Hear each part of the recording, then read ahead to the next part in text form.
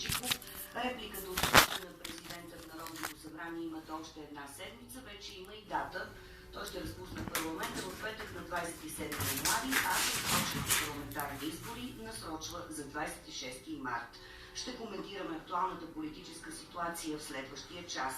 Основният въпрос, на който тази вечер тестваме обществените нагласи, звучи така.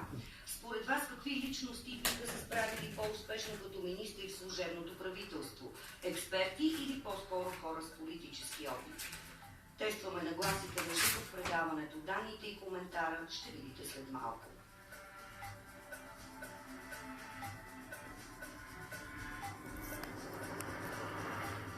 Очакваме и вашите въпроси и мнения на страницата ни във Фейсбук и в Twitter.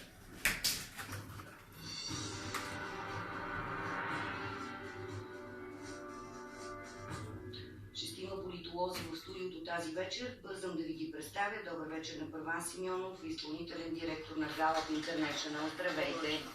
Тома Биков от Института за дясна политика. Добър вечер и на вас. Анастас Стефанов от изследователския център Тренд. Здравейте! Стойчо Стойчев, преподавател по анализ на политическия риск в Софийския университет. Добър вечер.